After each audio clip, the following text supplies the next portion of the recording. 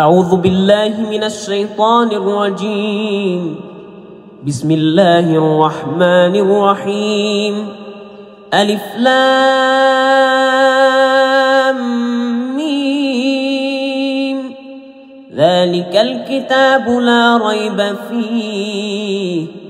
هدى للمتقين الذين يؤمنون بالغيب ويقيمون الصلاة ومما رزقناهم ينفقون والذين يؤمنون بما أنزل إليك وما أنزل من قبلك وبالآخرة هم يوقنون أولئك على هدى من ربهم وأولئك هم المفلحون. إن الذين كفروا سواء عليهم أأنذرتهم أم لم تنذرهم لا يؤمنون. ختم الله على قلوبهم وعلى سمعهم وعلى أبصارهم غشاوة ولهم عذاب عظيم. ومن الناس من يقول آمنا بالله وباليوم الآخر وما هم بمؤمنين يخادعون الله والذين آمنوا وما يخدعون إلا أنفسهم وما يشعرون. في قلوبهم مرض فزادهم الله مرضا ولهم عذاب أليم بما كانوا يكذبون. وإذا قيل لهم لا تفسدوا في الأرض قالوا إنما نحن مصلحون ألا إنهم هم المفسدون ولكن لا يشعرون. وإذا قيل لهم آمنوا كما آمن الناس قالوا أنؤمن كما آمن السفهاء ألا إنهم هم السفهاء ولكن لا يعلمون. وإذا لقوا الذين آمنوا قالوا آمنا وإذا خلوا إلى شياطينهم قالوا إنا معكم إنما نحن مستهزئون. الله يستهزئ بهم ويمدهم في طغيانهم يعمهون. أولئك الذين اشتروا الضلالة بالهدى فما ربحت تجارتهم وما كانوا مهتدين. مثلهم كمثل الذي استوقد نارا فلما أضاءت ما حوله ذهب الله بنورهم وتركهم في ظلمات لا يبصرون. صم بكم عمي فهم لا يرجعون. أو كصيب من السماء فيه ظلمات ورعد وبرق يجعلون أصابعهم في آذانهم من الصواعق حذر الموت والله محيط بالكافرين. يكاد البرق يخطف أبصارهم كلما أضاء لهم مشوا فيه وإذا أظلم عليهم قاموا ولو شاء الله لذهب بسمعهم وأبصارهم إن الله على كل شيء قدير. يا أيها الناس اعبدوا ربكم الذي خلقكم والذين من قبلكم لعلكم تتقون الذي جعل لكم الأرض فراشا والسماء بناء وأنزل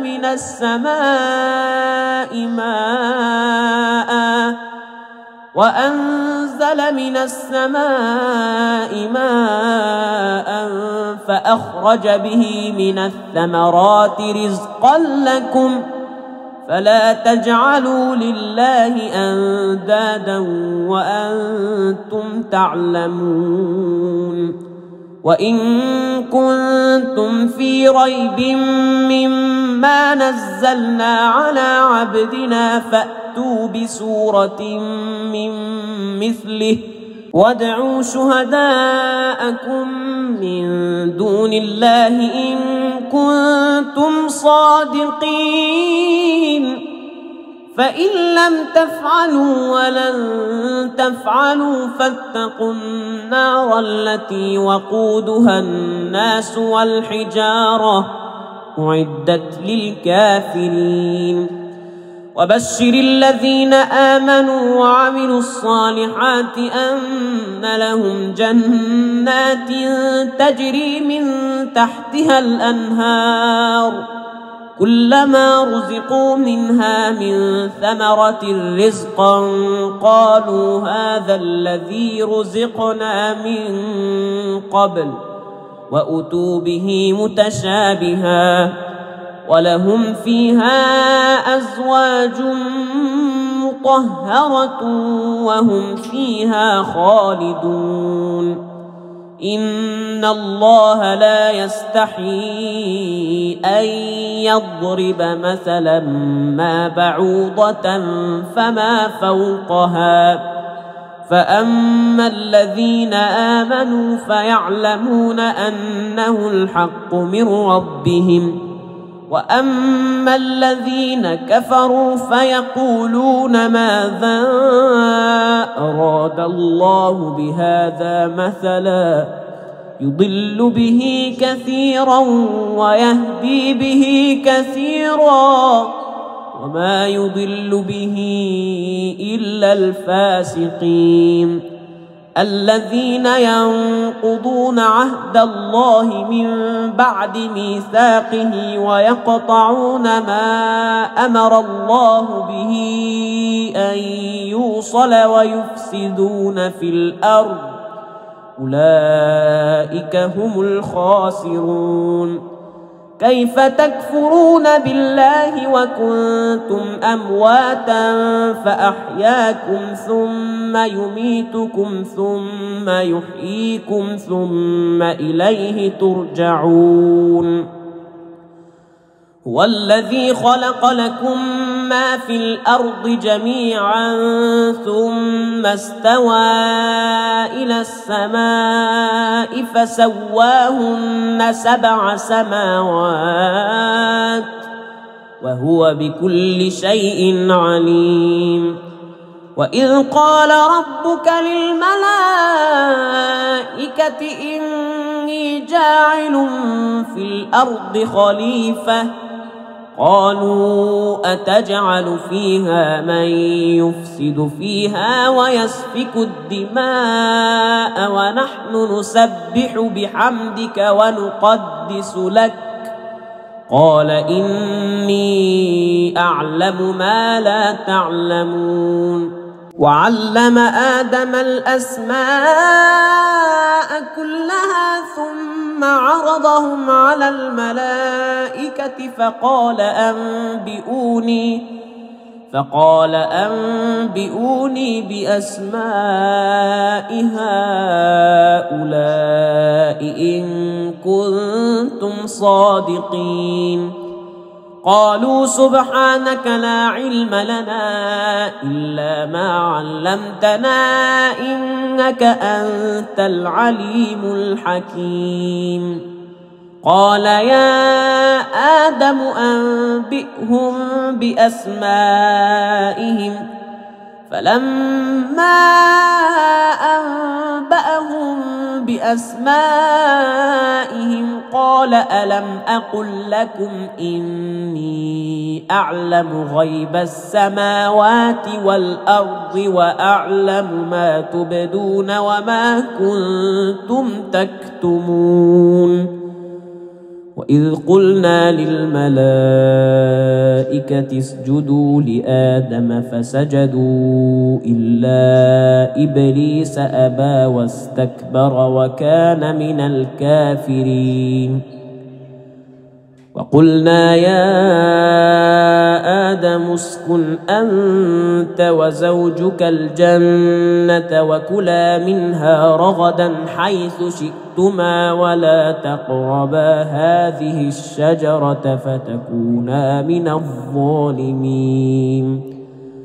فأزلهما الشيطان عنها فأخرجهما مما كانا فيه وقلنا اهبطوا بعضكم لبعض عدو ولكم في الأرض مستقر ومتاع إلى حين فتلقى آدم من ربه كلمات فتاب عليه إنه هو التواب الرحيم قلنا اهبطوا منها جميعا فإما يأتينكم مني هدى فمن تبع هداي فلا خوف عليهم ولا هم يحزنون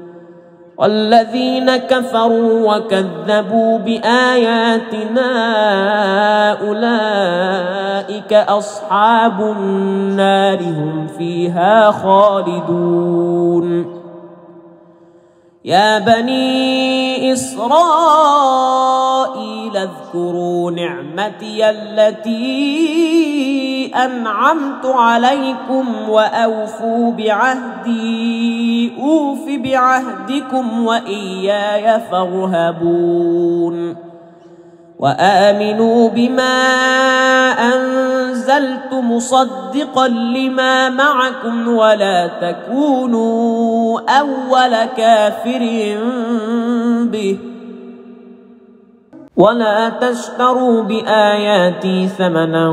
قليلا وإياي فاتقون ولا تلبسوا الحق بالباطل وتكتموا الحق وأنتم تعلمون وأقيموا الصلاة وآتوا الزكاة واركعوا مع الراكعين أتأمرون الناس بالبر وتنسون أنفسكم وأنتم تتلون الكتاب أفلا تعقلون واستعينوا بالصبر والصلاة وإنها لكبيرة إلا على الخاشعين الذين يظنون أنهم ملاقو ربهم وأنهم إليه راجعون يا بني إسرائيل اذكروا نعمتي التي أنعمت عليكم وأني فضلتكم على العالمين واتقوا يوما لا تجزي نفس عن نفس شيئا ولا يقبل منها شفاعة ولا يؤخذ منها عدل ولا هم ينصرون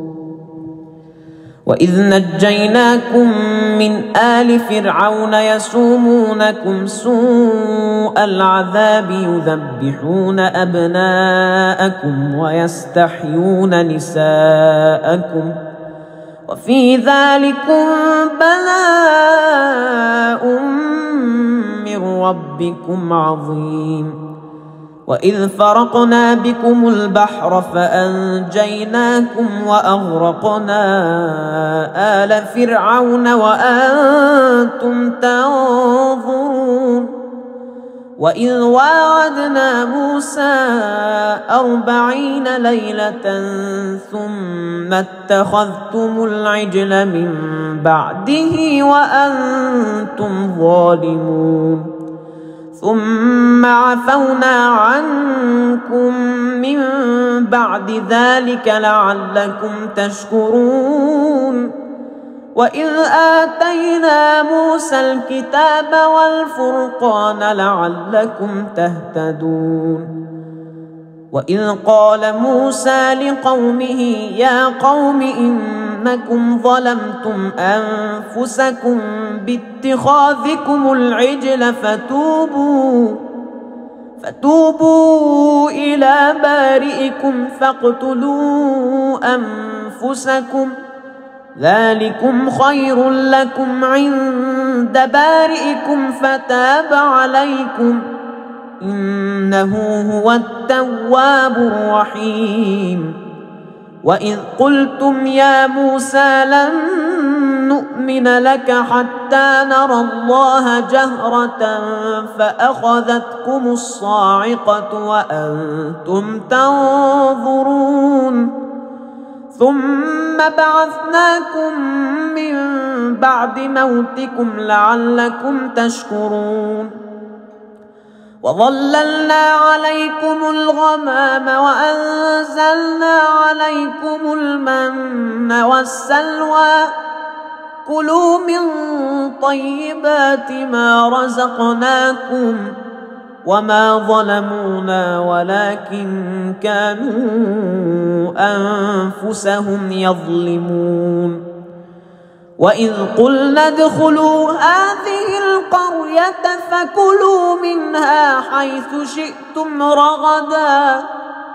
فكلوا منها حيث شئتم رغدا وادخلوا الباب سجدا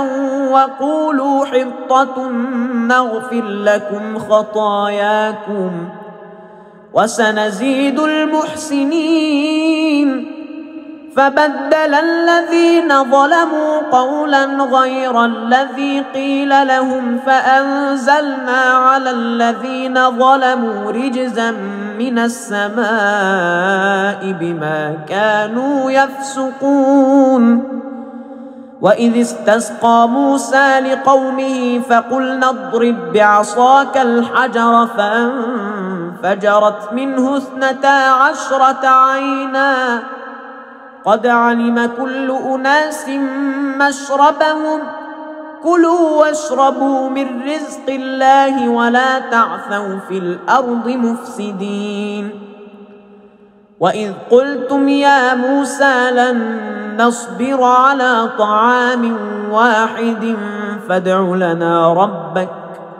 فادع لنا ربك يخرج لنا مما تنبت الأرض من بقلها وقثائها وفومها وعدسها وبصلها قال أتستبدلون الذي هو أدنى بالذي هو خير اهبطوا مصرا فإن لكم ما سألتم وضربت عليهم الذلة والمسكنة وباءوا بغضب من الله ذلك بأنهم كانوا يكفرون بآيات الله ويقتلون النبيين بغير الحق ذلك بما عصوا وكانوا يعتدون إن الذين آمنوا والذين هادوا والنصارى والصابئين من آمن بالله واليوم الآخر وعمل صالحا فلهم أجرهم عند ربهم ولا خوف عليهم ولا هم يحزنون وإذ أخذنا ميثاقكم ورفعنا فوقكم الطور خذوا ما آتيناكم بقوة واذكروا ما فيه لعلكم تتقون ثم توليتم من بعد ذلك فلولا فضل الله عليكم ورحمته لكنتم من الخاسرين. ولقد علمتم الذين اعتدوا منكم في السبت فقلنا لهم كونوا قردة خاسئين فجعلناها نكالا لما بين يديها وما خلفها وموعظة للمتقين. وإذ قال موسى لقومه إن الله يأمركم أن تذبحوا بقرة قالوا أتتخذنا هزوا قال أعوذ بالله أن أكون من الجاهلين. قالوا ادع لنا ربك يبين لنا ما هي قال إنه يقول إنها بقرة لا فارض ولا بكر عوان بين ذلك فافعلوا ما تؤمرون. قالوا ادع لنا ربك يبين لنا ما لونها قال إنه يقول إنها بقرة صفراء فاقع لونها تسر الناظرين. قالوا ادع لنا ربك يبين لنا ما هي إن البقرة شابه علينا وإنا إن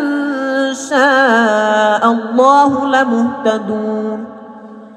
قال إنه يقول إنها بقرة لا ذلول تثير الأرض ولا تسقي الحرث مسلمة لا شية فيها. قالوا الآن جئت بالحق فذبحوها وما كادوا يفعلون. وإذ قتلتم نفسا فادارأتم فيها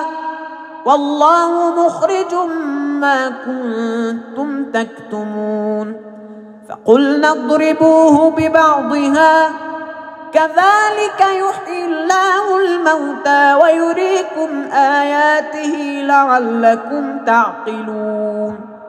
ثم قست قلوبكم من بعد ذلك فهي كالحجارة أو أشد قسوة وإن من الحجارة لما يتفجر منه الأنهار وإن منها لما يشقق فيخرج منه الماء وإن منها لما يهبط من خشية الله وما الله بغافل عما تعملون. أفتطمعون أن يؤمنوا لكم وقد كان فريق منهم يسمعون كلام الله ثم يحرفونه من بعد ما عقلوه وهم يعلمون. وإذا لقوا الذين آمنوا قالوا آمنا وإذا خلا بعضهم إلى بعض قالوا أتحدثونهم بما فتح الله عليكم ليحاجوكم به عند ربكم أفلا تعقلون. أولا يعلمون أن الله يعلم ما يسرون وما يعلنون. ومنهم أميون لا يعلمون الكتاب إلا أماني وإن هم إلا يظنون. فويل للذين يكتبون الكتاب بأيديهم ثم يقولون هذا من عند الله ليشتروا به ثمنا قليلا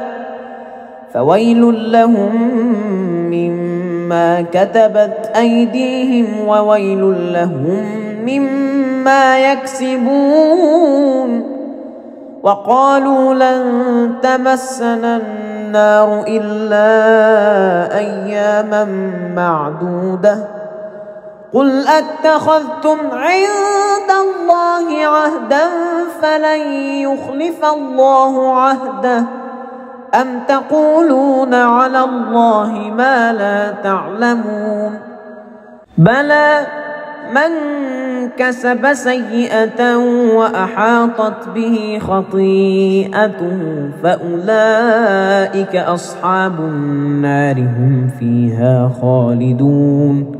والذين آمنوا وعملوا الصالحات أولئك أصحاب الجنة هم فيها خالدون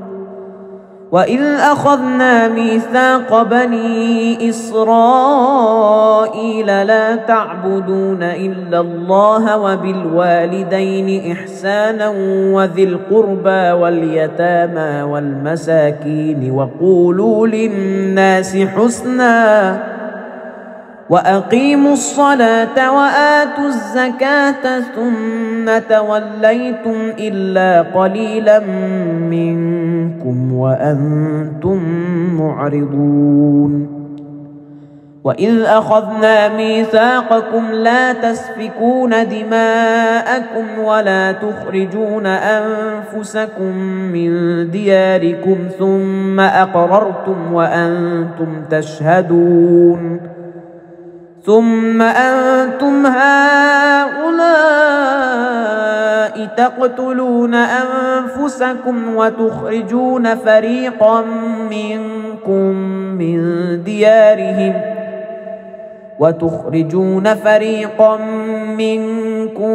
من ديارهم تظاهرون عليهم بالإثم والعدوان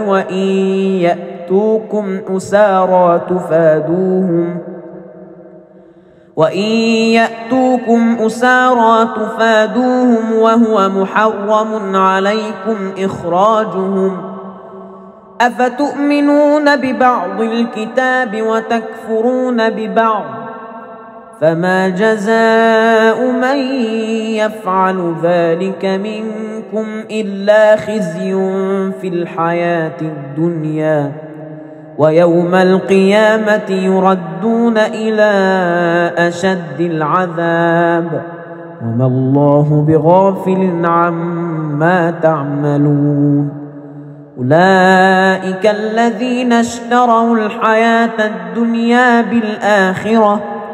فلا يخفف عنهم العذاب ولا هم ينصرون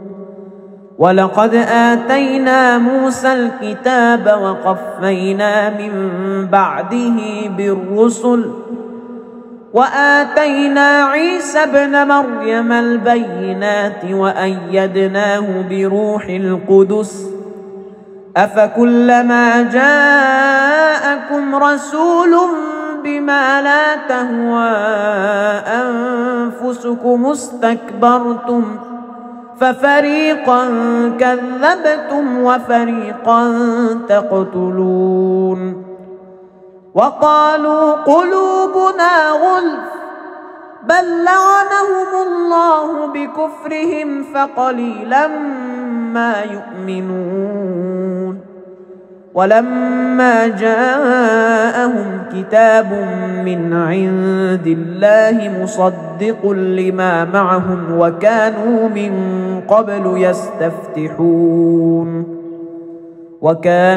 من قبل يستفتحون على الذين كفروا فلما جاءهم ما عرفوا كفروا به فلعنة الله على الكافرين بئس ما اشتروا به أنفسهم أن يكفروا بما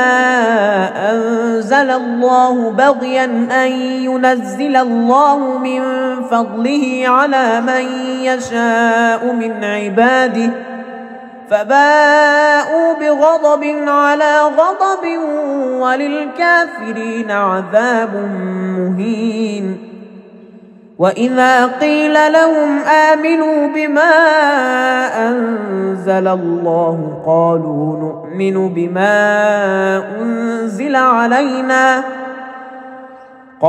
نؤمن بما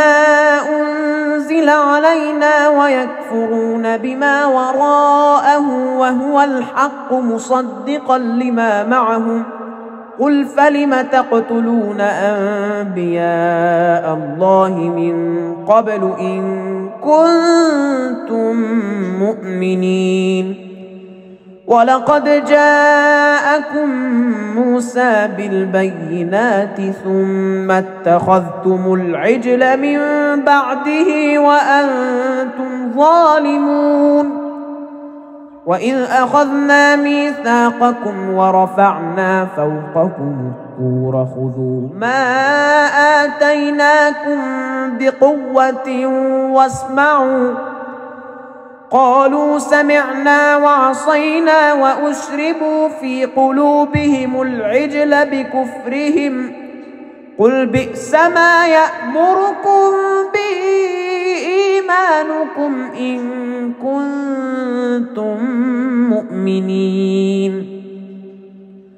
قل إن كانت لكم الدار الآخرة عند الله خالصة من دون الناس فتمنوا الموت إن كنتم صادقين ولن يتمنوه أبدا بما قدمت أيديهم والله عليم بالظالمين ولتجدنهم أحرص الناس على حياة ومن الذين أشركوا يود أحدهم لو يعمر 1000 سنة وما هو بمزحزحه من العذاب أن يعمر والله بصير بما يعملون قل من كان عدوا لجبريل فإنه نزله على قلبك بإذن الله مصدقا لما بين يديه وهدى وبشرى للمؤمنين من كان عدوا لله وملائكته ورسله وجبريل وميكال فإن الله عدو للكافرين ولقد أنزلنا إليك آيات بينات وما يكفر بها إلا الفاسقون أوكلما عاهدوا عهدا نبذه فريق منهم بل أكثرهم لا يؤمنون ولما جاءهم رسول من عند الله مصدق لما معهم نبذ فريق من الذين أوتوا الكتاب كتاب الله وراء ظهورهم نبذ فريق من الذين أوتوا الكتاب كتاب الله وراء ظهورهم كأنهم لا يعلمون واتبعوا ما تتلو الشياطين على ملك سليمان وما كفر سليمان ولكن الشياطين كفروا يعلمون الناس السحر وما أنزل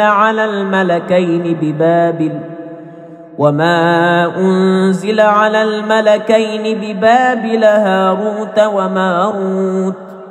وما يعلمان من أحد حتى يقولا إنما نحن فتنة فلا تكفر فيتعلمون منهما ما يفرقون به بين المرء وزوجه وما هم بضارين به من أحد إلا بإذن الله ويتعلمون ما يضرهم ولا ينفعهم ولقد علموا لمن اشتراه ما له في الآخرة من خلاق ولبئس ما شروا به أنفسهم لو كانوا يعلمون ولو أنهم آمنوا واتقوا لمثوبة من عند الله خير لو كانوا يعلمون. يا أيها الذين آمنوا لا تقولوا راعنا وقولوا انظرنا واسمعوا وللكافرين عذاب أليم. ما يود الذين كفروا من أهل الكتاب ولا المشركين أن ينزل عليكم من خير من ربكم والله يختص برحمته من يشاء والله ذو الفضل العظيم. ما ننسخ من آية أو ننسها نأت بخير منها أو مثلها ألم تعلم أن الله على كل شيء قدير. ألم تعلم أن الله له ملك السماوات والأرض وما لكم من دون الله من ولي ولا نصير. أم تريدون أن تسألوا رسولكم كما سئل موسى من قبل ومن يتبدل الكفر بالإيمان فقد ضل سواء السبيل. ود كثير من أهل الكتاب لو يردونكم من بعد إيمانكم كفارا حسدا من عند أنفسهم من بعد ما تبين لهم الحق فاعفوا واصفحوا حتى يأتي الله بأمره إن الله على كل شيء قدير. وأقيموا الصلاة وآتوا الزكاة وما تقدموا لأنفسكم من خير تجدوه عند الله إن الله بما تعملون بصير. وقالوا لن يدخل الجنة إلا من كان هودا أو نصارى تلك أمانيهم قل هاتوا برهانكم إن كنتم صادقين. بلى من أسلم وجهه لله وهو محسن فله أجره عند ربه ولا خوف عليهم ولا هم يحزنون. وقالت اليهود ليست النصارى على شيء وقالت النصارى ليست اليهود على شيء وهم يتلون الكتاب كذلك قال الذين لا يعلمون مثل قولهم فالله يحكم بينهم يوم القيامة فيما كانوا فيه يختلفون. ومن أظلم ممن منع مساجد الله أن يذكر فيها اسمه وسعى في خرابها أولئك ما كان لهم أن يدخلوها إلا خائفين لهم في الدنيا خزي ولهم في الآخرة عذاب عظيم. ولله المشرق والمغرب فأينما تولوا فثم وجه الله إن الله واسع عليم. وقالوا اتخذ الله ولدا سبحانه بل له ما في السماوات والأرض كل له قانتون بديع السماوات والأرض وإذا قضى أمرا فإنما يقول له كن فيكون. وقال الذين لا يعلمون لولا يكلمنا الله أو تأتينا آية كذلك قال الذين من قبلهم مثل قولهم تشابهت قلوبهم قد بينا الآيات لقوم يوقنون إنا أرسلناك بالحق بشيرا ونذيرا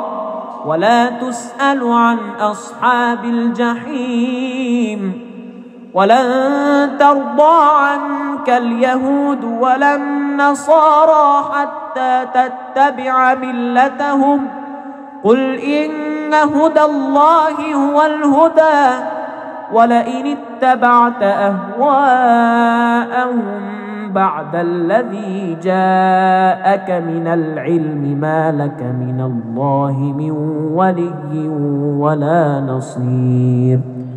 الذين آتيناهم الكتاب يتلونه حق تلاوته أولئك يؤمنون به ومن يكفر به فأولئك هم الخاسرون يا بني إسرائيل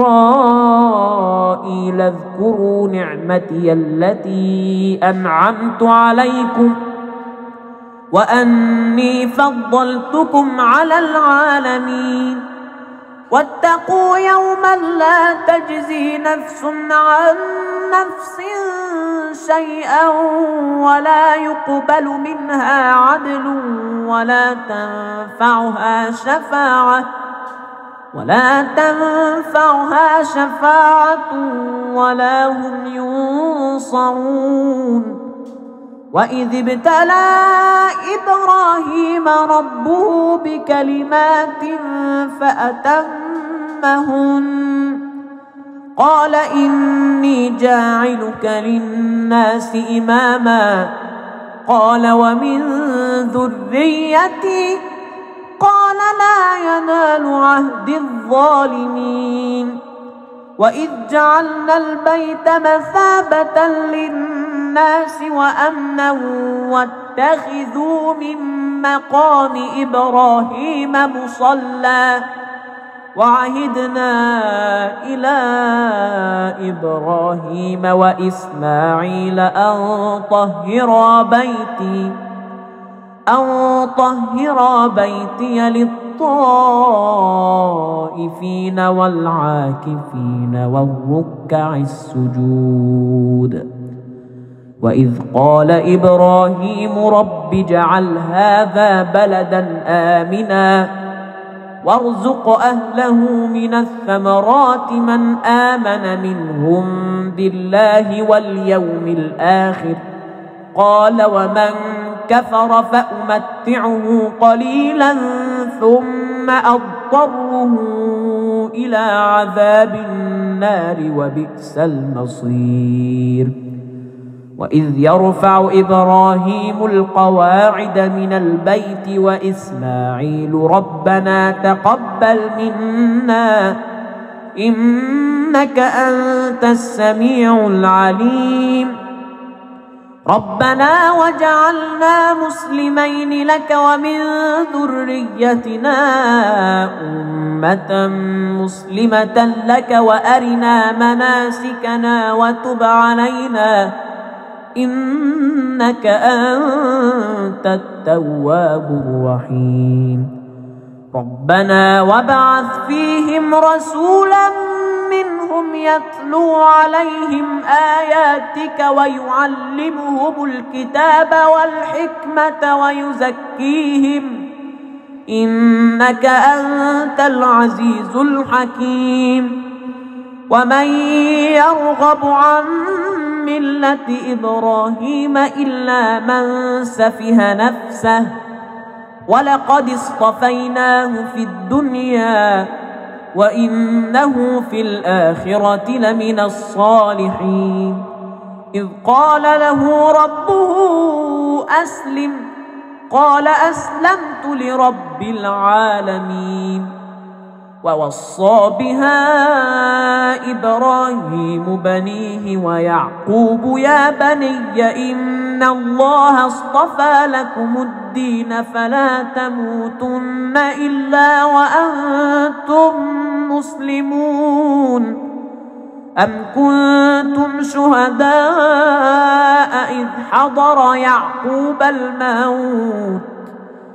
إذ حضر يعقوب الموت إذ قال لبنيه ما تعبدون من بعدي قالوا نعبد إلهك وإله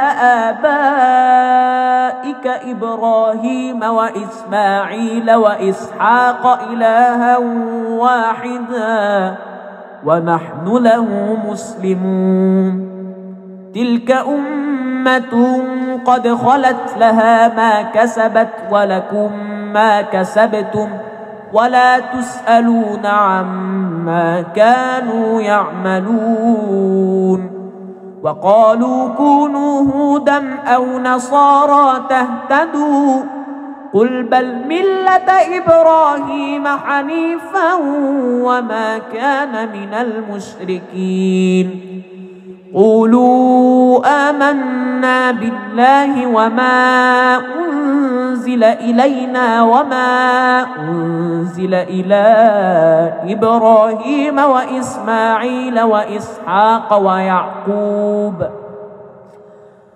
وإسماعيل وإسحاق ويعقوب والأسباط وما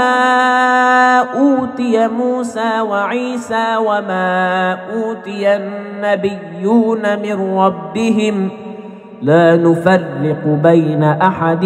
منهم ونحن له مسلمون فإن آمنوا بمثل ما آمنتم به فقد اهتدوا وإن تولوا فإنما هم في شقاق فسيكفيكهم الله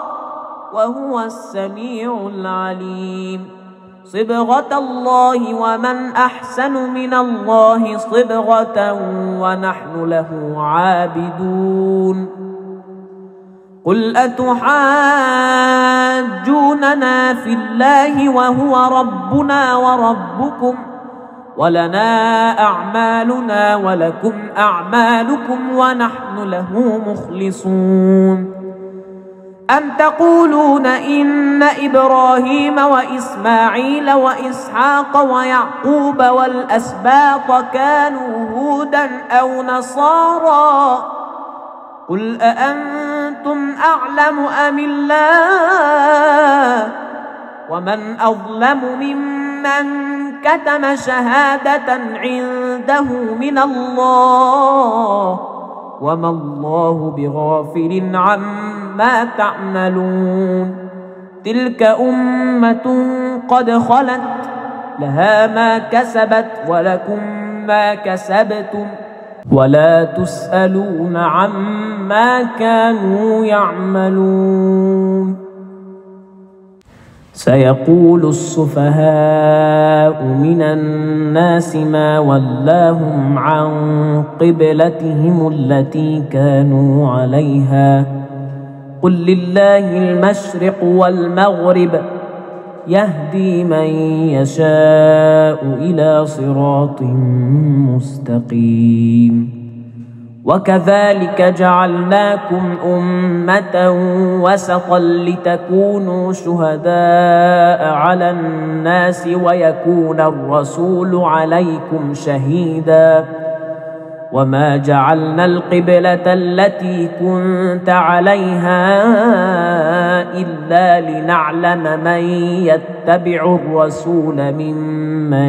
ينقلب على عقبيه وإن كانت لكبيرة إلا على الذين هدى الله وما كان الله ليضيع إيمانكم إن الله بالناس لرؤوف رحيم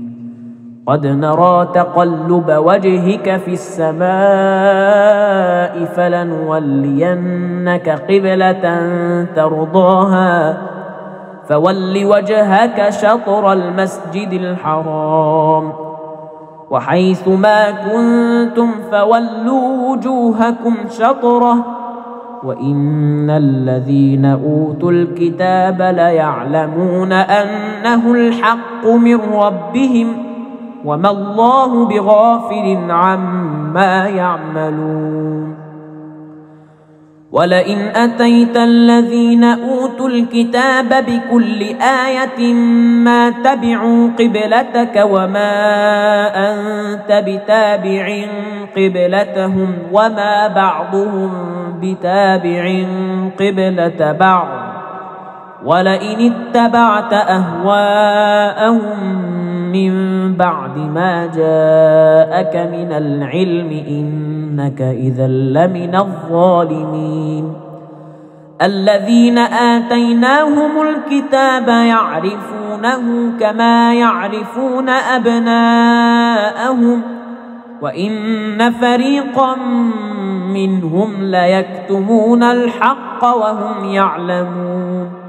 الحق من ربك فلا تكونن من الممترين ولكل وجهة هو موليها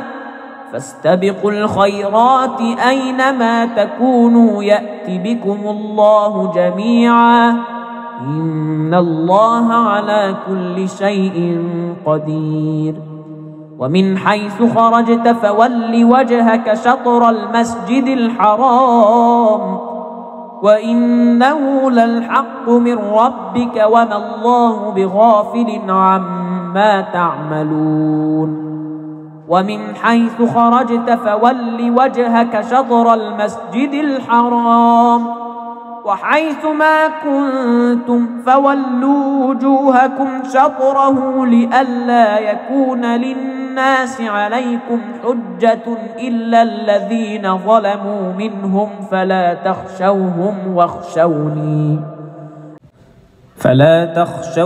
واخشوني ولأتم نعمتي عليكم ولعلكم تهتدون كما أرسلنا فيكم رسولا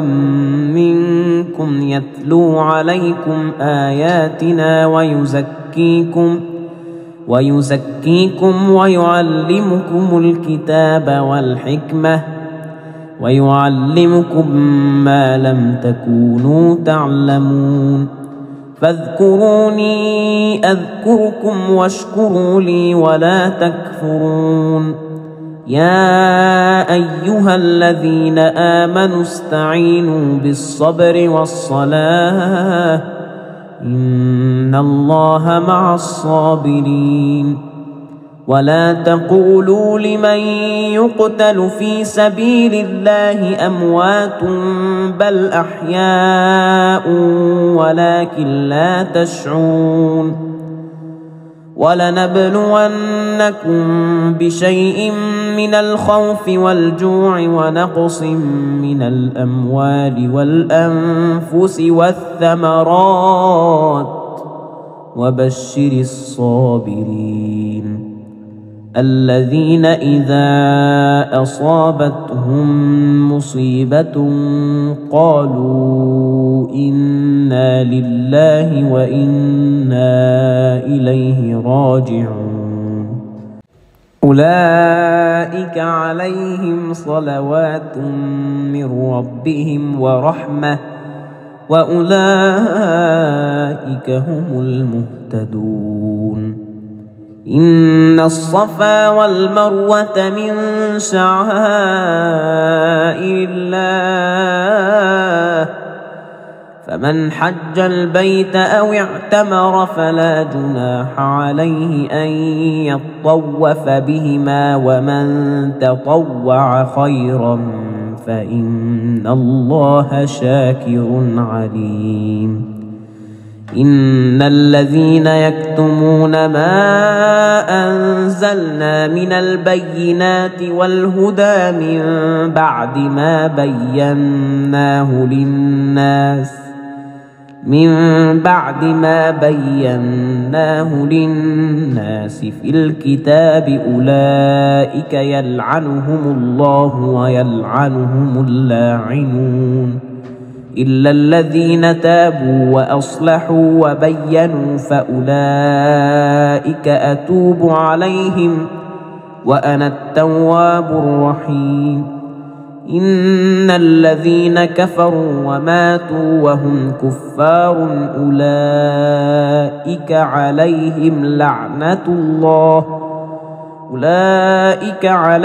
لعنة الله والملائكة والناس أجمعين خالدين فيها لا يخفف عنهم العذاب ولا هم ينظرون وإلهكم إله واحد لا إله إلا هو الرحمن الرحيم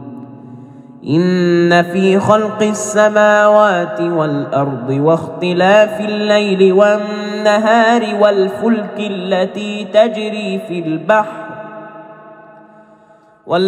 التي تجري في البحر بما ينفع الناس وما أنزل الله من السماء من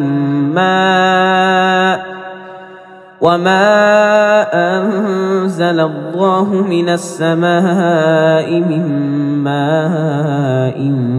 فأحيا به الأرض بعد موتها وبث فيها من كل دابة وتصريف الرياح والسحاب المسخر بين السماء والأرض لآيات لقوم يعقلون ومن الناس من يتخذ من دون الله أندادا يحبونهم كحب الله والذين آمنوا أشد حبا لله ولو يرى الذين ظلموا إذ يرون العذاب أن القوة لله جميعا وأن الله شديد العذاب إذ تبرأ الذين اتبعوا من الذين اتبعوا ورأوا العذاب وتقطعت بهم الأسباب وقال الذين اتبعوا لو أن لنا كرة فنتبرأ منهم كما تبرؤوا منا كذلك يريهم الله أعمالهم حسرات عليهم وما هم بخارجين من النار يا أيها الناس كلوا مما في الأرض حلالا طيبا ولا تتبعوا خطوات الشيطان إنه لكم عدو مبين إنما يأمركم بالسوء والفحشاء وأن تقولوا على الله ما لا تعلمون وإذا قيل لهم اتبعوا ما أنزل الله قالوا بل نتبع ما ألفينا عليه آباءنا أولو كان آباؤهم لا يعقلون شيئا ولا يهتدون ومثل الذين كفروا كمثل الذي ينعق بما لا يسمع إلا دعاء ونداء صم بكم عمي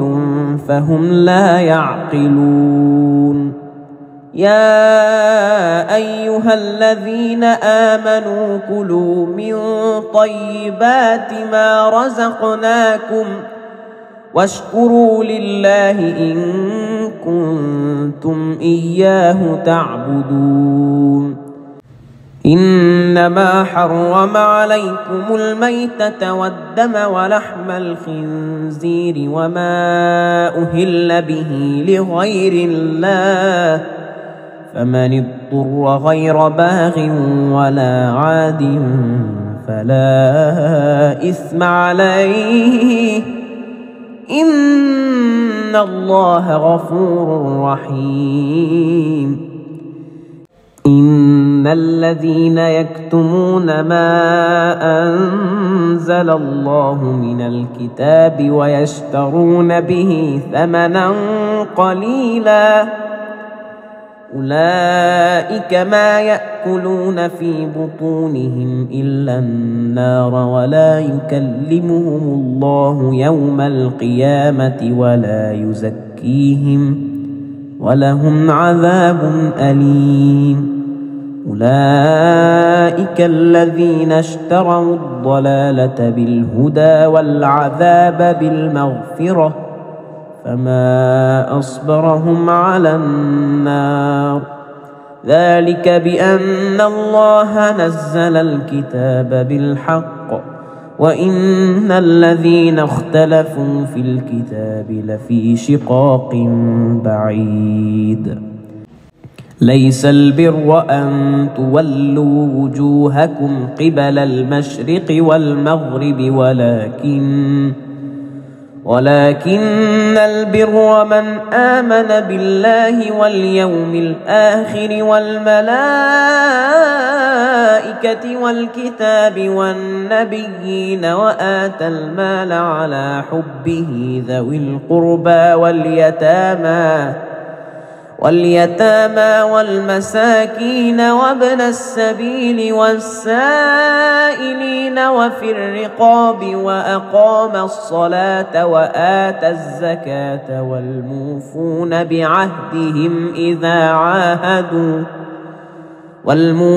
بعهدهم إذا عاهدوا والصابرين في البأساء والضراء وحين البأس أولئك الذين صدقوا وأولئك هم المتقون. يا أيها الذين آمنوا كتب عليكم القصاص في القتلى الحر بالحر والعبد بالعبد والأنثى بالأنثى فمن عفي له من أخيه شيء فاتباع بالمعروف وأداء إليه بإحسان ذلك تخفيف من ربكم ورحمة فمن اعتدى بعد ذلك فله عذاب أليم. ولكم في القصاص حياة يا أولي الألباب لعلكم تتقون. كتب عليكم إذا حضر أحدكم الموت إن ترك خيرا الوصية للوالدين والأقربين بالمعروف حقا على المتقين فمن بدله بعدما سمعه فإنما إثمه على الذين يبدلونه إن الله سميع عليم. فمن خاف من موص جنفا أو إثما فأصلح بينهم فلا إثم عليه إن الله غفور رحيم. يا أيها الذين آمنوا كتب عليكم الصيام كما كتب على الذين من قبلكم لعلكم تتقون أياما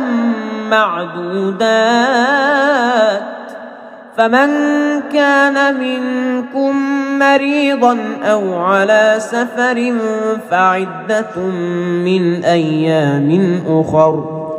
وعلى الذين يطيقونه فدية طعام مسكين فمن تطوع خيرا فهو خير له وأن تصوموا خير لكم إن كنتم تعلمون.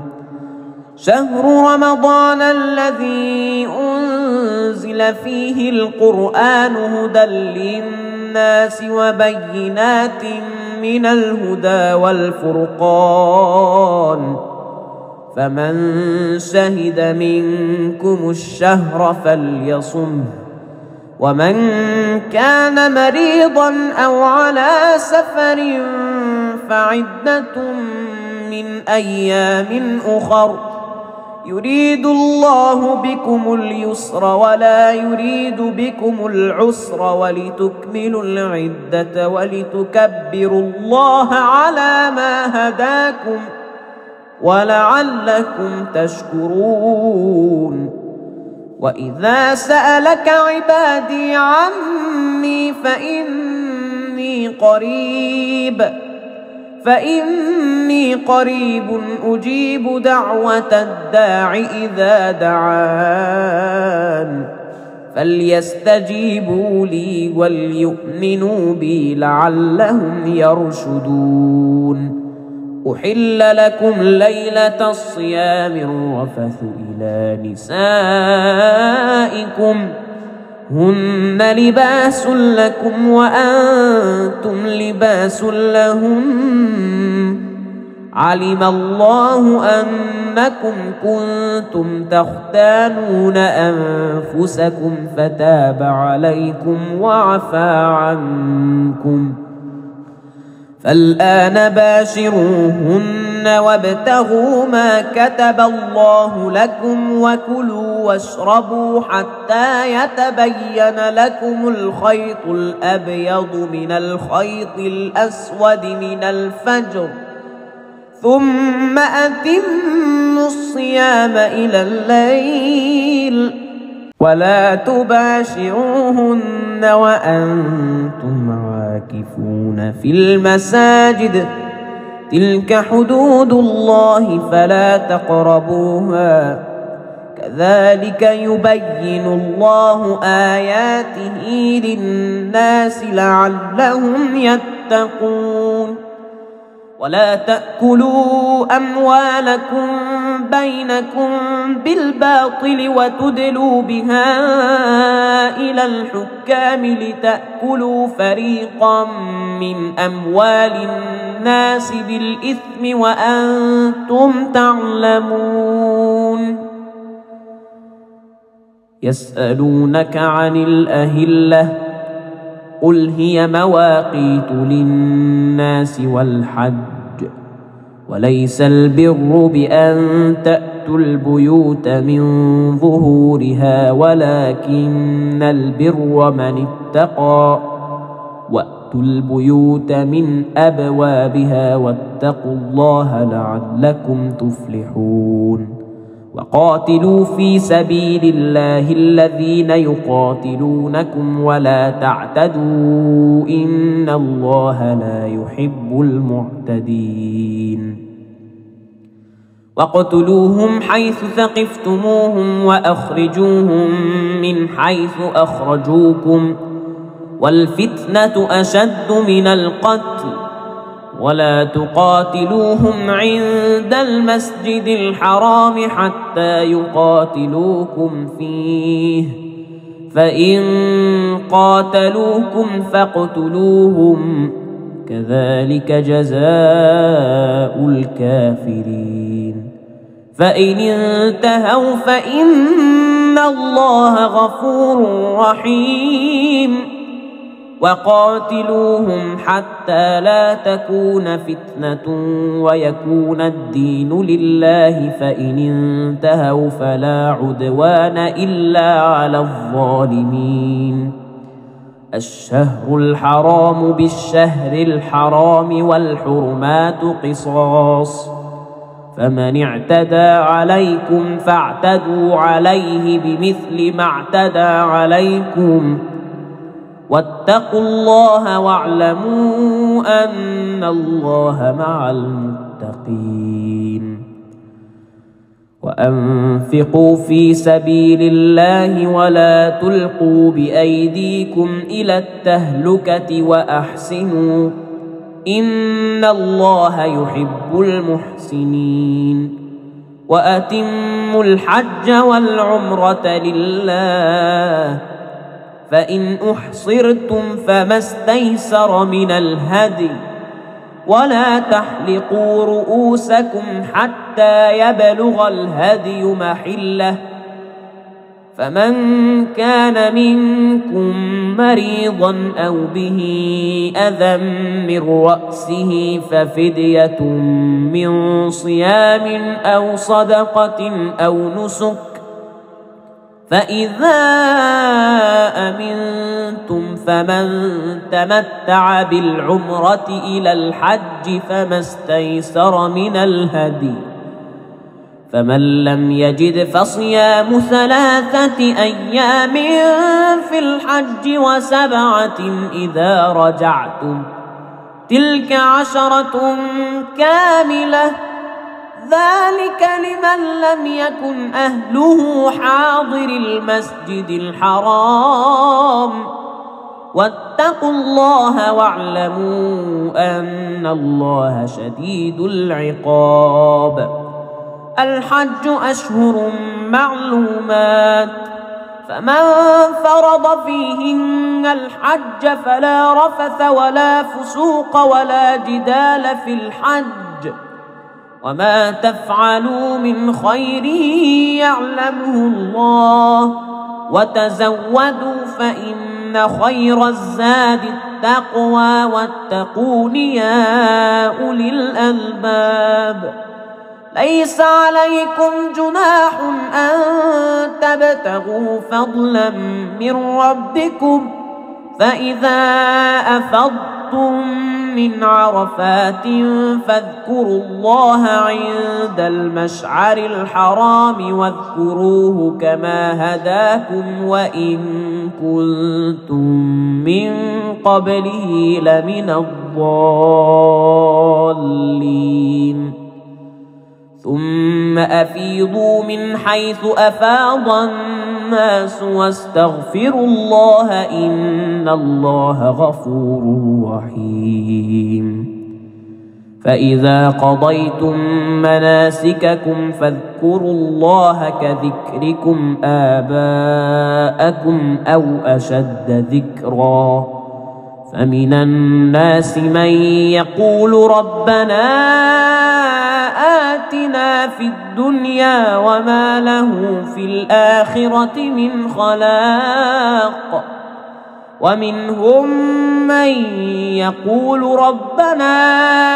آتنا في الدنيا حسنة وفي الآخرة حسنة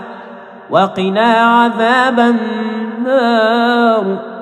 أولئك لهم نصيب مما كسبوا والله سريع الحساب. واذكروا الله في أيام معدودات، فمن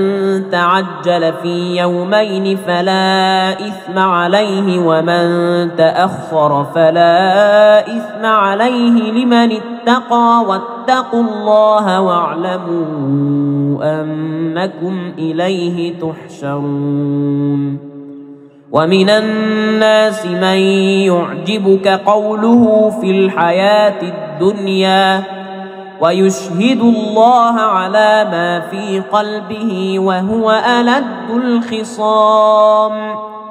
وإذا تولى سعى في الأرض ليفسد فيها ويهلك الحرث والنسل،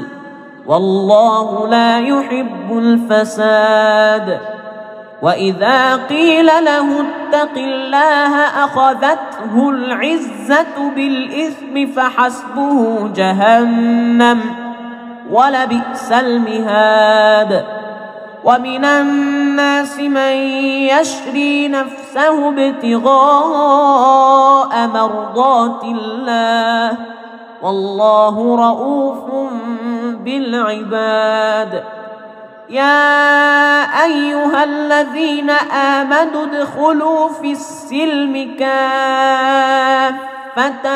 ولا تتبعوا خطوات الشيطان إنه لكم عدو مبين فإن زللتم من بعد ما جاءتكم البينات فاعلموا أن الله عزيز حكيم هل ينظرون إلا أن يأتيهم الله في ظلل من الغمام والملائكة وقضي الأمر وإلى الله ترجع الأمور سل بني إسرائيل كم آتيناهم من آية بينة ومن يبدل نعمة الله من بعد ما جاءته فإن الله شديد العقاب زين للذين كفروا الحياة الدنيا ويسخرون من الذين آمنوا والذين اتقوا فوقهم يوم القيامة والله يرزق من يشاء بغير حساب كان الناس أمة واحدة فبعث الله النبيين مبشرين ومنذرين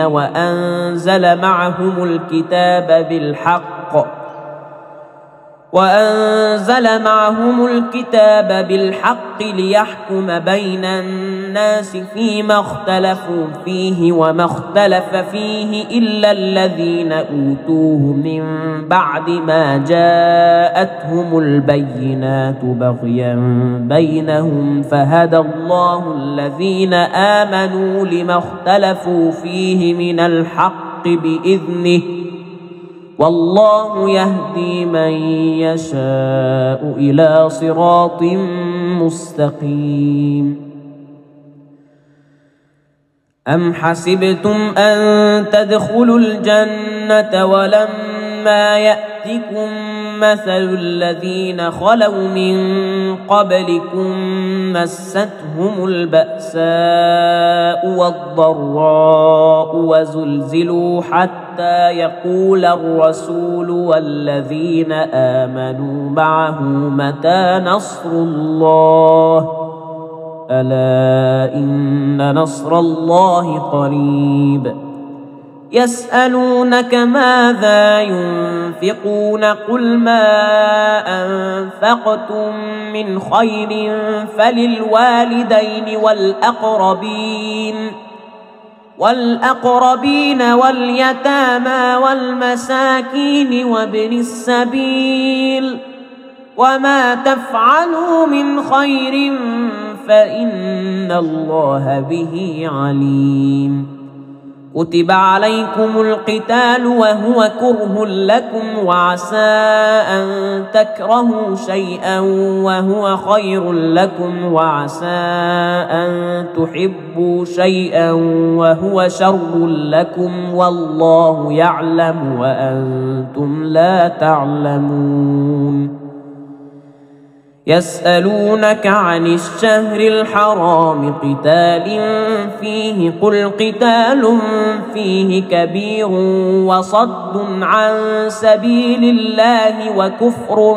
به والمسجد الحرام وإخراج أهله منه أكبر عند الله والفتنة أكبر من القتل ولا يزالون يقاتلونكم حتى يردوكم عن دينكم إن استطاعوا ومن يرتدد منكم عن دينه فيمت وهو كافر فأولئك حبطت أعمالهم في الدنيا والآخرة وأولئك أصحاب النار هم فيها خالدون إن الذين آمنوا والذين هاجروا وجاهدوا في سبيل الله أولئك يرجون رحمة الله والله غفور رحيم.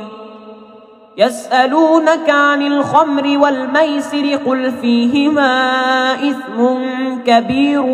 ومنافع للناس وإثمهما أكبر من نفعهما ويسألونك ماذا ينفقون قل العفو كذلك يبين الله لكم الآيات لعلكم تتفكرون في الدنيا والآخرة. ويسألونك عن اليتامى قل إصلاح لهم خير وإن تخالطوهم فإخوانكم والله يعلم المفسد من المصلح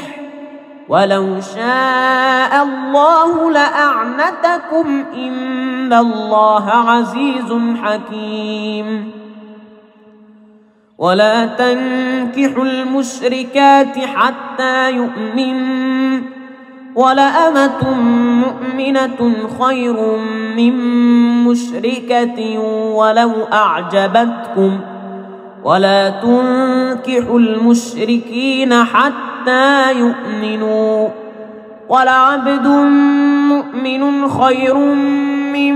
مشرك ولو أعجبكم أولئك يدعون إلى النار والله يدعو إلى الجنة والمغفرة بإذنه ويبين آياته للناس لعلهم يتذكرون. ويسألونك عن المحيض قل هو أذى فاعتزلوا النساء في المحيض ولا تقربوهن حتى يطهرن فإذا تطهرن فأتوهن من حيث أمركم الله إن الله يحب التوابين ويحب المتطهرين. نساؤكم حرث لكم فأتوا حرثكم أنى شئتم وقدموا لأنفسكم واتقوا الله واعلموا أنكم ملاقوه وبشر المؤمنين. ولا تجعلوا الله عرضة لأيمانكم أن تبروا وتتقوا وتصلحوا بين الناس والله سميع عليم. لا يؤاخذكم الله باللغو في أيمانكم ولكن يؤاخذكم بما كسبت قلوبكم والله غفور حليم. للذين يؤلون من نسائهم تربص 4 أشهر فإن فاءوا فإن الله غفور رحيم وإن عزموا الطلاق فإن الله سميع عليم.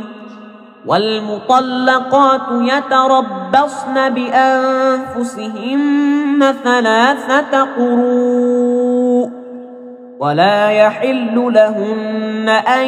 يكتمن ما خلق الله في أرحامهن إن كن يؤمن بالله واليوم الآخر وبعولتهن أحق بردهن في ذلك إن أرادوا إصلاحا ولهن مثل الذي عليهن بالمعروف وللرجال عليهن درجة والله عزيز حكيم. الطلاق 2 مرتان فإمساك بمعروف أو تسريح بإحسان. ولا يحل لكم أن تأخذوا مما آتيتموهن شيئا إلا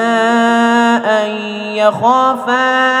ألا يقيما حدود الله. فإن خفتم ألا يقيما حدود الله فلا جناح عليهما فيما افتدت به. تلك حدود الله فلا تعتدوها. ومن يتعد حدود الله فأولئك هم الظالمون. فإن طلقها فلا تحل له من بعد حتى تنكح زوجا غيره. فإن طلقها فلا جناح عليهما أن يتراجعا إن ظنا أن يقيما حدود الله. وتلك حدود الله يبينها لقوم يعلمون. وإذا طلقتم النساء فبلغن أجلهن فأمسكوهن بمعروف أو سرحوهن بمعروف ولا تمسكوهن ضرارا لتعتدوا. ومن يفعل ذلك فقد ظلم نفسه. ولا تتخذوا آيات الله هزوا. واذكروا نعمة الله عليكم وما أنزل عليكم من الكتاب والحكمة يعظكم به. واتقوا الله واعلموا أن الله بكل شيء عليم. وإذا طلقتم النساء فبلغن أجلهن فلا تعضلوهن أن ينكحن أزواجهن إذا تراضوا بينهم بالمعروف. ذلك يوعظ به من كان منكم يؤمن بالله واليوم الآخر. ذلكم أزكى لكم وأطهر والله يعلم وأنتم لا تعلمون.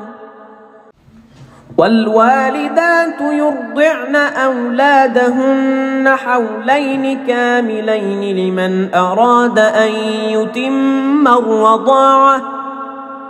وعلى المولود له رزقهن وكسوتهن بالمعروف. لا تكلف نفس إلا وسعها. لا تضار والدة بولدها ولا مولود له بولده. وعلى الوارث مثل ذلك. فإن أرادا فصالا عن تراض منهما وتشاور فلا جناح عليهما. وإن أردتم أن تسترضعوا أولادكم فلا جناح عليكم إذا سلمتم ما آتيتم بالمعروف. واتقوا الله واعلموا أن الله بما تعملون بصير.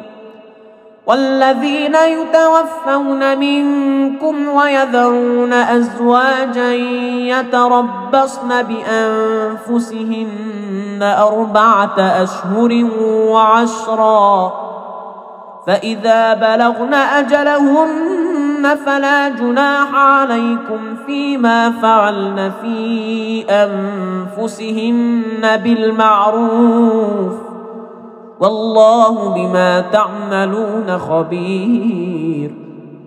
ولا جناح عليكم فيما عرضتم به من خطبة النساء أو أكننتم في أنفسكم علم الله أنكم ستذكرونهن ولكن لا تواعدوهن سرا إلا أن تقولوا قولا معروفا ولا تعزموا عقدة النكاح حتى يبلغ الكتاب أجله واعلموا أن الله يعلم ما في أنفسكم فاحذروه واعلموا أن الله غفور حليم. لا جناح عليكم إن طلقتم النساء ما لم تمسوهن أو تفرضوا لهن فريضة ومتعوهن على الموسع قدره وعلى المقتر قدره متاعا بالمعروف حقا على المحسنين. وإن طلقتموهن من قبل أن تمسوهن وقد فرضتم لهن فريضة فنصف ما فرضتم إلا أن يعفون أو يعفو الذي بيده عقدة النكاح وأن تعفوا أقرب للتقوى ولا تنسوا الفضل بينكم إن الله بما تعملون بصير. حافظوا على الصلوات والصلاة الوسطى وقوموا لله قانتين. فإن خفتم فرجالا أو ركبانا فإذا أمنتم فاذكروا الله كما علمكم ما لم تكونوا تعلمون. والذين يتوفون منكم ويذرون أزواجا وصية لأزواجهم متاعا إلى الحول غير إخراج فإن خرجن فلا جناح عليكم فيما فعلن في أنفسهن من معروف والله عزيز حكيم. وللمطلقات متاع بالمعروف حقا على المتقين. كذلك يبين الله لكم آياته لعلكم تعقلون. ألم تر إلى الذين خرجوا من ديارهم وهم ألوف حذر الموت فقال لهم الله موتوا ثم أحياهم إن الله لذو فضل على الناس ولكن أكثر الناس لا يشكرون. وقاتلوا في سبيل الله واعلموا أن الله سميع عليم. من ذا الذي يقرض الله قرضا حسنا فيضاعفه له أضعافا كثيرة والله يقبض ويبسط وإليه ترجعون. ألم تر إلى الملأ من بني إسرائيل من بعد موسى إذ قالوا لنبي له ابعث لنا ملكا نقاتل في سبيل الله قال هل عسيتم إن كتب عليكم القتال ألا تقاتلوا قالوا وما لنا ألا نقاتل في سبيل الله وقد أخرجنا من ديارنا وأبنائنا فلما كتب عليهم القتال تولوا إلا قليلا منهم والله عليم بالظالمين. وقال لهم نبيهم إن الله قد بعث لكم طالوت ملكا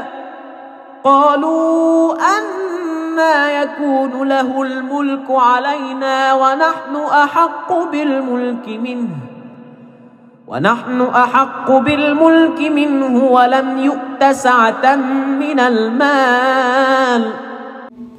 قال إن الله اصطفاه عليكم وزاده بسطة في العلم والجسم والله يؤتي ملكه من يشاء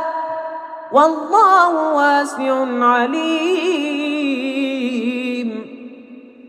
وقال لهم نبيهم إن آية ملكه أن يأتيكم التابوت فيه سكينة من ربكم وبقية مما ترك آل موسى وآل هارون تحمله الملائكة إن في ذلك لآية لكم إن كنتم مؤمنين فلما فصل طالوت بالجنود قال إن الله مبتليكم بنهر فمن شرب منه فليس مني ومن لم يطعمه فإنه مني إلا من اغترف غرفة بيده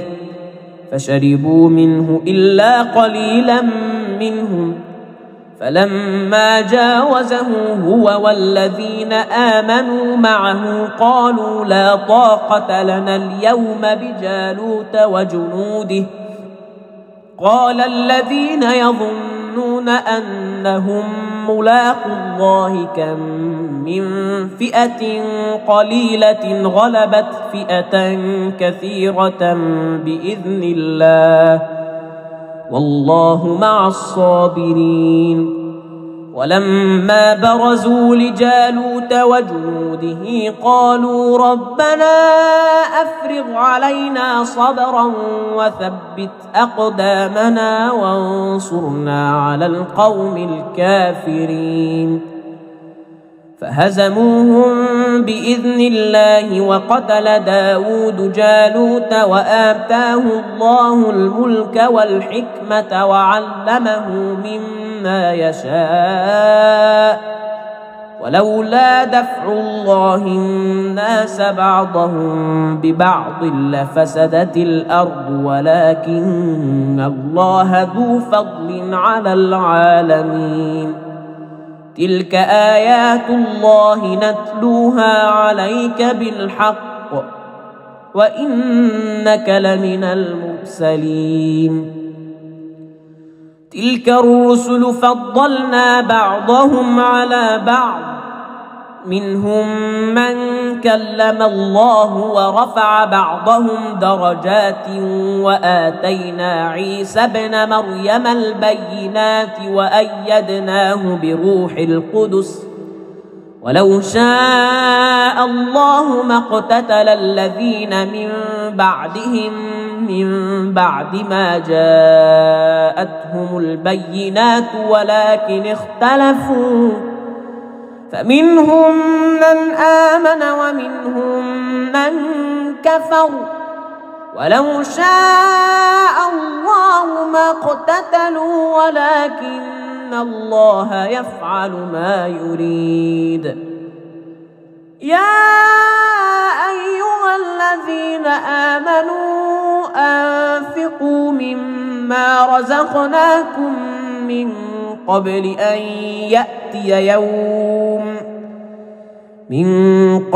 أن يأتي يوم لا بيع فيه ولا خلة ولا شفاعة والكافرون هم الظالمون الله لا إله إلا هو الحي القيوم لا تأخذه سنة ولا نوم له ما في السماوات وما في الأرض من ذا الذي يشفع عنده إلا بإذنه يعلم ما بين أيديهم وما خلفهم ولا يحيطون بشيء من علمه إلا بما شاء وسع كرسيه السماوات والأرض ولا يؤوده حفظهما وهو العلي العظيم. لا إكراه في الدين قد تبين الرشد من الغي فمن يكفر بالطاغوت ويؤمن بالله فقد استمسك بالعروة الوثقى لا انفصام لها والله سميع عليم. الله ولي الذين آمنوا يخرجهم من الظلمات إلى النور والذين كفروا أولياؤهم الطاغوت يخرجونهم من النور إلى الظلمات أولئك أصحاب النار هم فيها خالدون. ألم تر إلى الذي حاج إبراهيم في ربه أن آتاه الله الملك إذ قال إبراهيم ربي الذي يحيي ويميت قال أنا أحيي وأميت قال إبراهيم فإن الله يأتي بالشمس من المشرق فأت بها من المغرب فبهت الذي كفر والله لا يهدي القوم الظالمين. أو كالذي مر على قرية وهي خاوية على عروشها قال أنى يحيي هذه الله بعد موتها فأماته الله 100 عام ثم بعثه قال كم لبثت قال لبثت يوما أو بعض يوم قال بل لبثت 100 عام فانظر إلى طعامك وشرابك لم يتسنه وانظر إلى حمارك ولنجعلك آية للناس وانظر إلى العظام كيف ننشزها ثم نكسوها لحما فلما تبين له قال أعلم أن الله على كل شيء قدير. وإذ قال إبراهيم رب أرني كيف تحيي الموتى قال أولم تؤمن قال بلى ولكن ليطمئن قلبي قال فخذ 4 من الطير فصرهن إليك ثم اجعل على كل جبل منهن جزءا ثم ادعهن يأتينك سعيا واعلم أن الله عزيز حكيم. مثل الذين ينفقون أموالهم في سبيل الله كمثل حبة أنبتت 7 سنابل في كل سنبلة 100 حبة والله يضاعف لمن يشاء والله واسع عليم. الذين ينفقون أموالهم في سبيل الله ثم لا يتبعون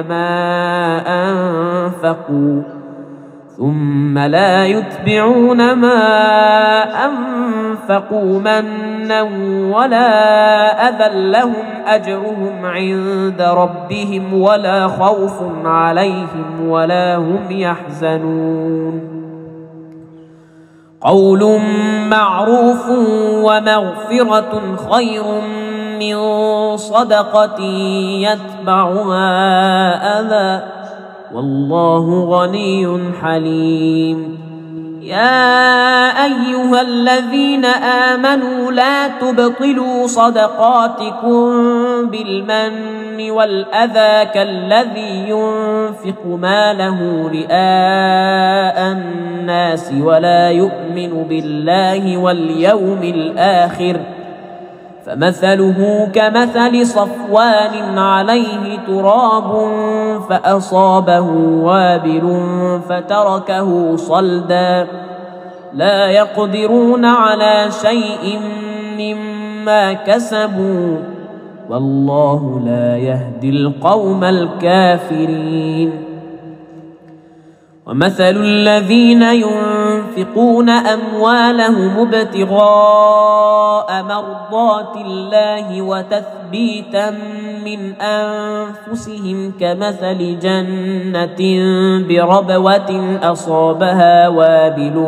فآتت أكلها ضعفين فإن لم يصبها وابل فطل والله بما تعملون بصير أيود أحدكم أن تكون له جنة من نخيل وأعناب تجري من تحتها الأنهار له فيها من كل الثمرات وأصابه الكبر وله ذرية ضعفاء فأصابها إعصار فيه نار فاحترقت كذلك يبين الله لكم الآيات لعلكم تتفكرون يا أيها الذين آمنوا أنفقوا من طيبات ما كسبتم ومما أخرجنا لكم من الأرض ولا تيمموا الخبيث منه تنفقون ولستم بآخذيه إلا أن تغمضوا فيه واعلموا أن الله غني حميد الشيطان يعدكم الفقر ويأمركم بالفحشاء والله يعدكم مغفرة منه وفضلا والله واسع عليم يؤتي الحكمة من يشاء ومن يؤت الحكمة فقد أوتي خيرا كثيرا وما يذكر إلا أولو الألباب وما أنفقتم من نفقة أو نذرتم من نذر فإن الله يعلمه وما للظالمين من أنصار إن تبدوا الصدقات فنعما هي وإن تخفوها وتؤتوها الفقراء فهو خير لكم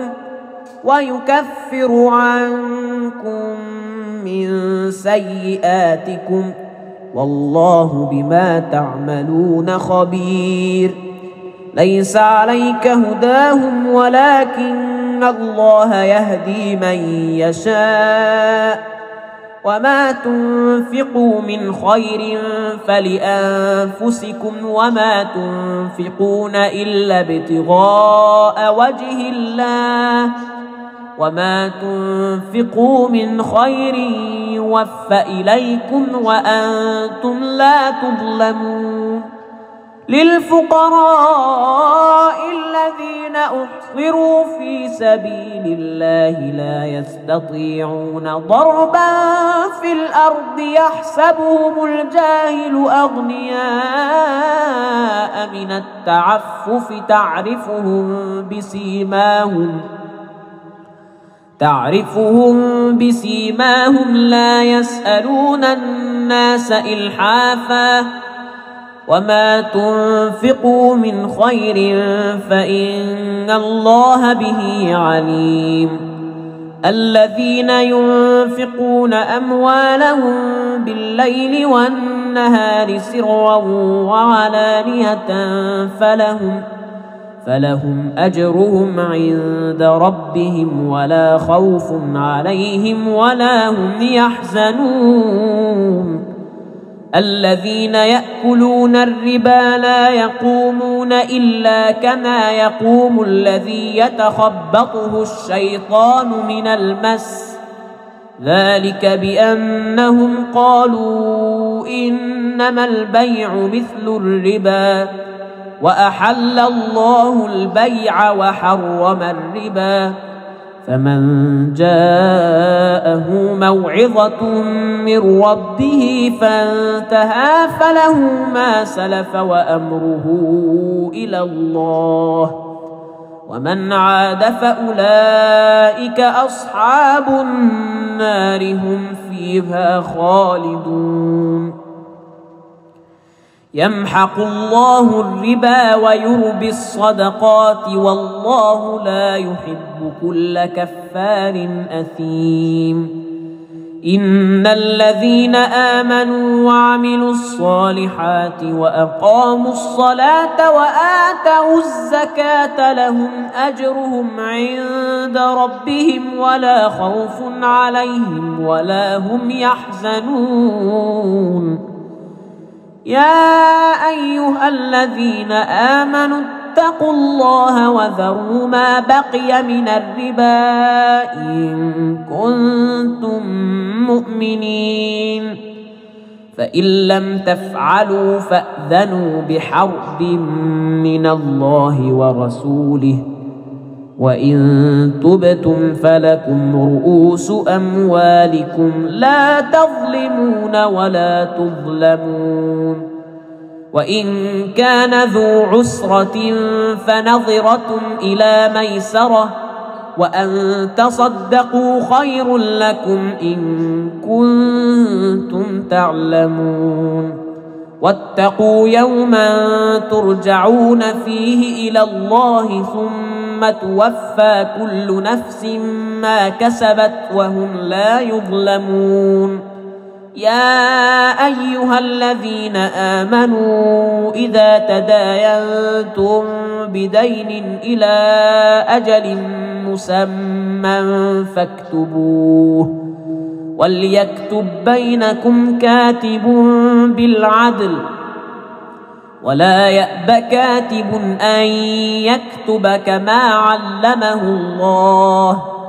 فليكتب وليملل الذي عليه الحق وليتق الله ربه ولا يبخس منه شيئا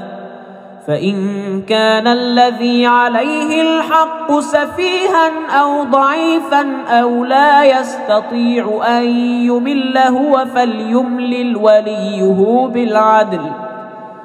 واستشهدوا شهيدين من رجالكم فإن لم يكونا رجلين فرجل وامرأتان ممن ترضون من الشهداء أن تضل إحداهما فتذكر إحداهما الأخرى ولا يأبى الشهداء إذا ما دعوا ولا تسأموا أن تكتبوه صغيرا أو كبيرا إلى أجله ذلكم أقسط عند الله وأقوم للشهادة وأدنى ألا ترتابوا إلا أن تكون تجارة حاضرة تديرونها بينكم فليس عليكم جناح ألا تكتبوها وأشهدوا إذا تبايعتم ولا يضار كاتب ولا شهيد وإن تفعلوا فإنه فسوق بكم واتقوا الله ويعلمكم الله والله بكل شيء عليم وإن كنتم على سفر ولم تجدوا كاتبا فرهان مقبوضة فإن أمن بعضكم بعضا فليؤد الذي اؤتمن أمانته وليتق الله ربه ولا تكتموا الشهادة ومن يكتمها فإنه آثم قلبه والله بما تعملون عليم. لله ما في السماوات وما في الأرض وإن تبدوا ما في أنفسكم أو تخفوه يحاسبكم به الله فيغفر لمن يشاء ويعذب من يشاء والله على كل شيء قدير. آمن الرسول بما أنزل إليه من ربه والمؤمنون كل آمن بالله وملائكته وكتبه ورسله لا نفرق بين أحد من رسله وقالوا سمعنا وأطعنا غفرانك ربنا وإليك المصير. لا يكلف الله نفسا إلا وسعها لها ما كسبت وعليها ما اكتسبت ربنا لا تؤاخذنا إن نسينا أو أخطأنا ربنا ولا تحمل علينا إصرا كما حملته على الذين من قبلنا ربنا ولا تحملنا ما لا طاقة لنا به واعف عنا واغفر لنا وارحمنا أنت مولانا فانصرنا على القوم الكافرين. صدق الله العظيم.